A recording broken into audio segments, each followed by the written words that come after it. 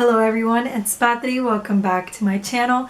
Today I'm going to be talking about the 12 books I read in January, and I'm so excited. It was such a good reading month and I read so many good books. The first book I finished in January, which I started in December, was The Hand on the Wall by Maureen Johnson, the third book to the Truly Devious trilogy. I read the first two books of the series in December, Truly Devious and The Vanishing Stair, and I absolutely loved them. I give credit to my sister who has been asking me to read these books for over a year, so thank you Ale for telling me to read them. In this trilogy we are following Stevie and her group of friends. They attend Ellingham Academy, built by Albert Ellingham in the 1930s deep in the mountains of Vermont, and only 50 students are accepted every year. All of these students have a passion, a talent, a hobby, which the school lets them explore. Ellingham Academy is famously known for the kidnap and murder of Albert Ellingham's wife and daughter. So jump to the present, and Stevie's passion is anything related to true crime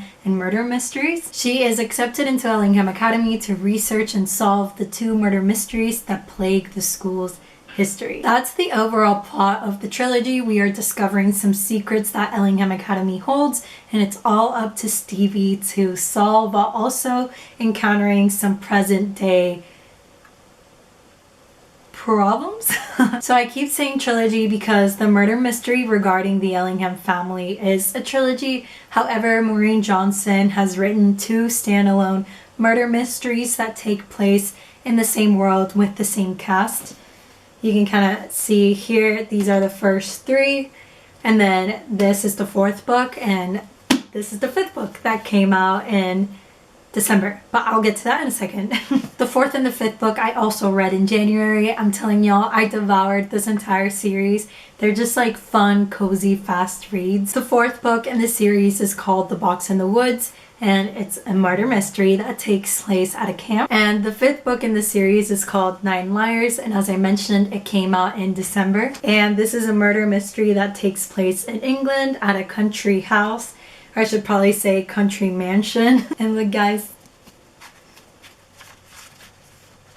I got to meet Maureen Johnson at a book signing that I went to with my sister. I was so nervous that I forgot to ask for a picture with her, but that's okay. I have my name and her writing and her signature, so that's good enough. It was a very exciting experience, and y'all, she is so funny. I was like cracking up the whole time. But anyways, none of them are too intense, but I do feel like Maureen Johnson was experimenting a little bit with how messed up she's willing to make her murderers. I feel like she was switching things up in a good way, and I absolutely loved it. There's something about murder mysteries in English estates that is just chef's kiss, you know. I consumed these 5 books in a month between December and January, and now I have to wait like a whole year for the 6th one, so not ready for having to wait when they were just so readily available.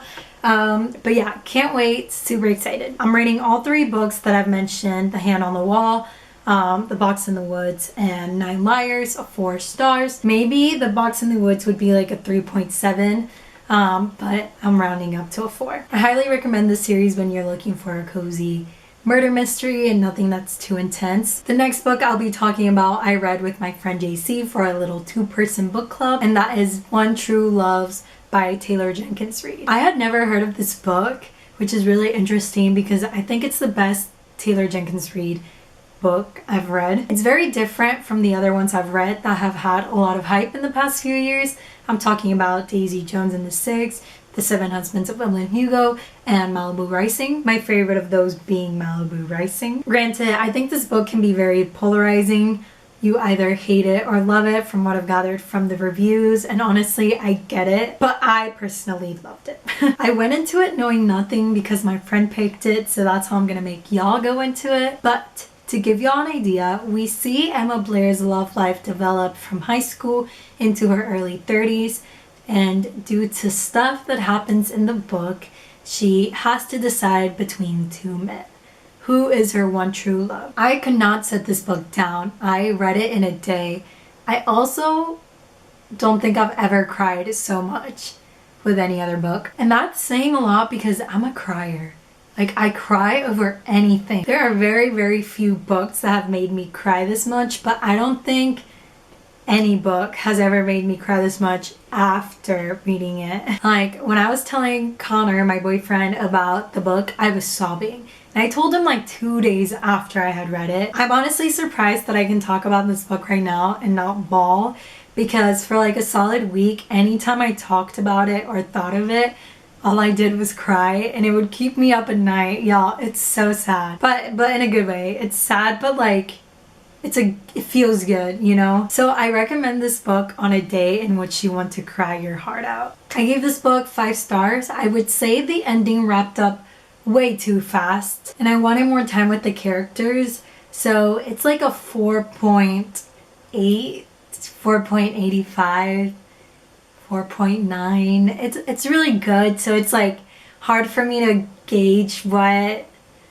little decimal of a number I should change it by, but I rounded up to 5 stars. I think there's some sweet lessons about life and love, and honestly a lot of good quotes. So yeah, 5 stars. This next book was also picked by a friend for another book club that I'm part of with some friends, and it's The Sirens of Titan by Vonnegut. And everyone, let's just admire this beautiful 1970s edition that we found at Half Price Books for $2.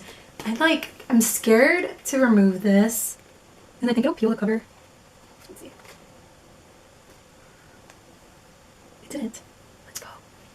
Let's go. Okay, beautiful. That's better. $2, isn't that amazing? This book follows the story of Malachi Constant and the events of his life and his journey through space. I won't say much more about the plot, but some themes are free will, the search for meaning, wealth, power, and criticism of religion. It's classified as a satirical science fiction novel, and if you've read Kurt Vonnegut before or are interested in reading Kurt Vonnegut, people say to read The Sirens of Titan after reading Slaughterhouse-Five. A lot of people also say this is the blueprint to a lot of his later works, so I'm looking forward to reading more of his books. I read Slaughterhouse-Five in high school and loved it so much that my first tattoo was inspired by Slaughterhouse-Five, so I already knew that I enjoyed Kurt Vonnegut's writing, but it's really nice to revisit an author and enjoy their writing just as much the second time around. I gave this book 5 stars. I loved it. I love the way, again, he writes and expresses himself. I loved his criticism. I loved the things he had to say. It's hard to talk about this book without talking about the things that happen in it. But I do want to say, I think a Wes Anderson adaptation of this book would be so good. So good. But yeah, 5 stars. The next book I'll be talking about, Behind Her Eyes by Sarah Pinborough. I recommend it in my latest video, so go check that out if you want to know what it's about and more of my thoughts on it. But essentially, I want everyone to read this book so y'all can feel the level of shock and addiction that I felt while reading it. It has one of the craziest plot twists I've read in my life, and Sarah Pinborough is very bold in how she chooses to end this book, and I really admire that. Some people don't like this book and don't get the hype, but I don't care. I'm hyping it up. I gave it 5 stars, which I'm just now realizing that I gave a lot of 5 stars in January. I think I gave more 5 stars in January than I did in the entirety of all of last year. So that is really good. That is really good. January is my birthday month, so something was working for me this month. The next book I read is called Somebody Loves You by Mona Arshi, and it has such a beautiful cover. I'm not gonna lie, it's 90% of the reason why I picked it up in the first place. Just look at it. It's a literary fiction novella, and it follows this girl named Ruby. She is able to speak, but at a very young age she chose to stop speaking to cope with her mom's mental illness and everything that was going on around her. So we're following Ruby's childhood and teenage years, and how she copes with her mom's mental illness, her relationship with her sister, discovering herself, etc., etc. The writing in this novella is beautiful, and I listened to it, so the narrator did a really good job. I definitely want to read more from this author. However, this particular book fell a bit flat for me, and I think that's because it felt a bit rushed in a sense. I loved the premise, but it's more of a series of vignettes, and I found it difficult to really feel immersed in the story. This comes down to personal taste, but I like understanding the actions and the thoughts of our characters a bit better. Overall, still a good book, and like I said, I want to read more of her work. She just writes so beautifully. Her writing is very lyrical and poetic, and I just want to give another one of her books a chance. I gave this book 3 stars. The next book I read is called Just Last Night by Mhairi McFarlane. I looked it up and I think her name is pronounced as a V because it's Gaelic. It's Mhairi, and I think the MH make a V noise. I'm not sure about that. I just read that online, so I hope I'm pronouncing it right. But anyways, we are following a group of friends, Eve, Justin, Susie, and Ed. They've been friends since they were teens and now they're in their 30s. Eve, our main character, has been in love with one of her friends for many years, and it kind of dawns on her that she has to move on. Something happens in the book that changes all of their lives, and she has to go on a journey to discover her true self and her true love. I loved everything about this book except how the love interest unfolded. I loved the way the romance first started, but by the time they actually got together, I felt a bit underwhelmed regarding them. I also think the name of the book, the tagline, and even the summary have nothing to do with the story. I picked it up thinking it was a second chance romance, and it's not that at all. It's so misleading. I was a bit annoyed at first because it deals with a pretty sad premise, and that is not what I had signed myself up for, but it's okay. I forgave the book eventually, and that's really due to the main character, Eve. That being said, I would not classify this as a romance novel at all. I see it more as contemporary fiction, maybe women's fiction, because we spend more time dealing with Eve and her friend group rather than the actual romance. The romance is kind of like a side story. It primarily deals with grief, acceptance, and forgiveness. It's able to balance tragedy and humor without it being insensitive, and it really has some beautiful lessons. I truly cared for Eve and I wanted the best for her, and I did find it hard to put down. Overall, a really well written book. I give this book like a 3.75, but of course, rounding up to a 4 stars. The next 3 books I read back to back, and they're all part of the Showmen series by Kelly Siskind, or Siskind. The first book is called New Orleans Rush, and we're following Beatrice, or B.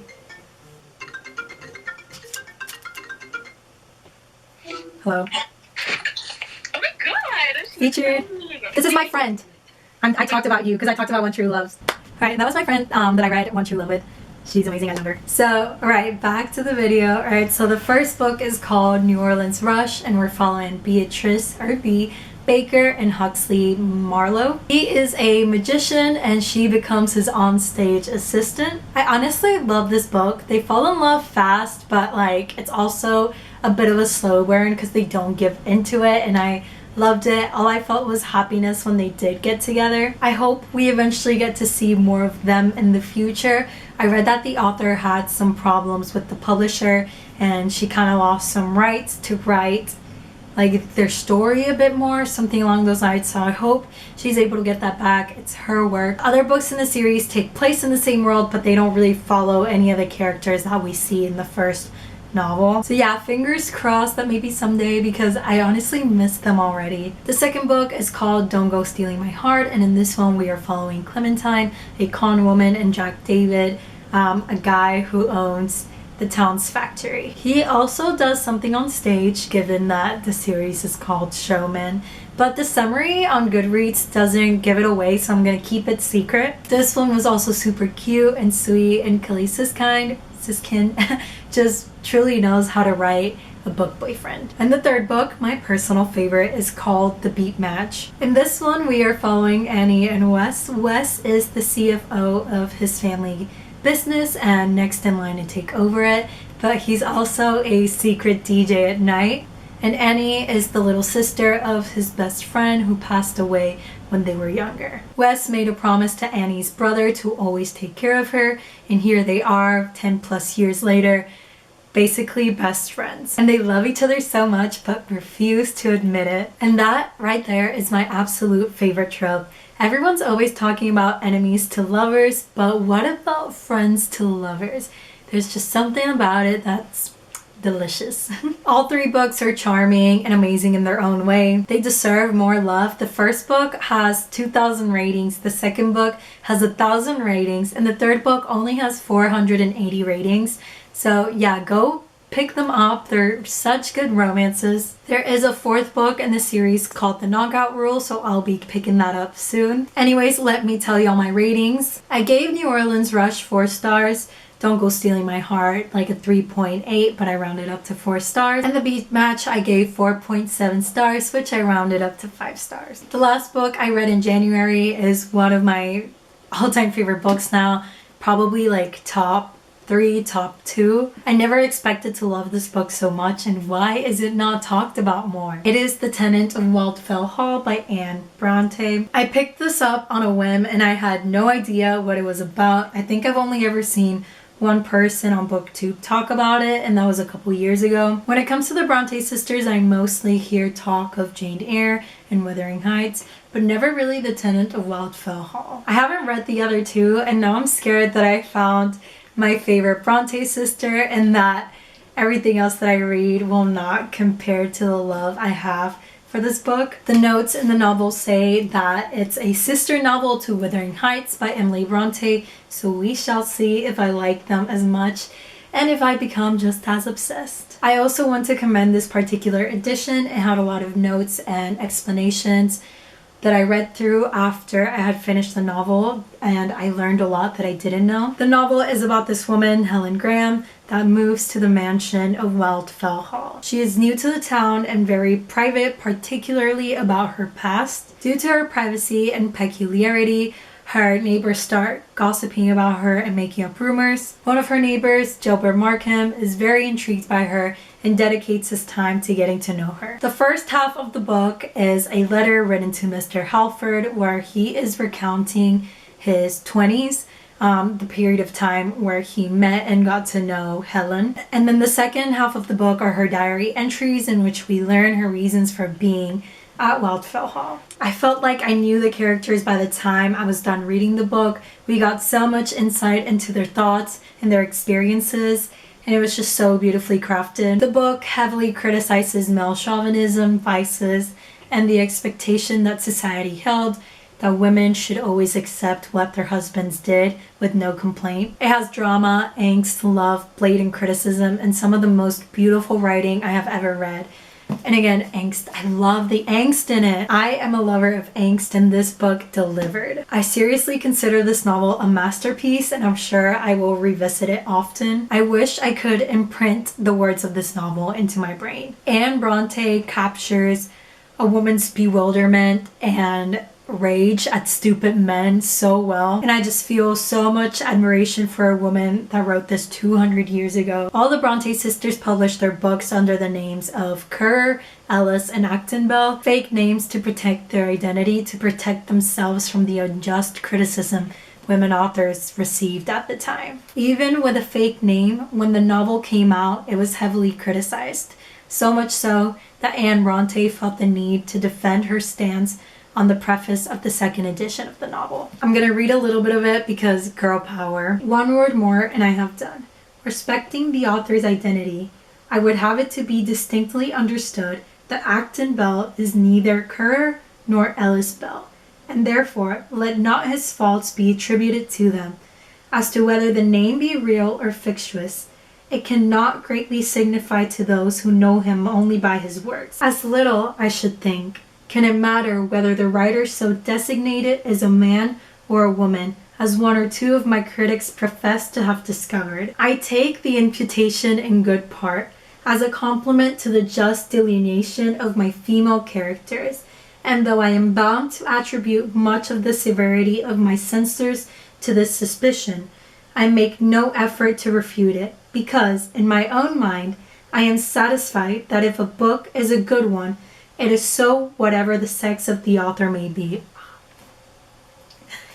All novels are, or should be, written for both men and women to read, and I am at a loss to conceive how a man should permit himself to write anything that would be really disgraceful to a woman, or why a woman should be censured for writing anything that would be proper and becoming for a man. I love her. I love her. She is amazing. Like, that is awesome. 200 years ago, a woman being bold enough to write that is just awesome. You can probably guess, but I gave this book 5 stars. I could keep talking about this book forever. I should probably just film a book review for it, but I'm gonna wrap this up. That is it for this video. I am so happy with my January reads. There were 5 5-star reads, which is amazing. Let me know if you have or will read any of these books. I would love to know. I hope you guys have a wonderful day or evening, and I'll see you soon in another video. Bye!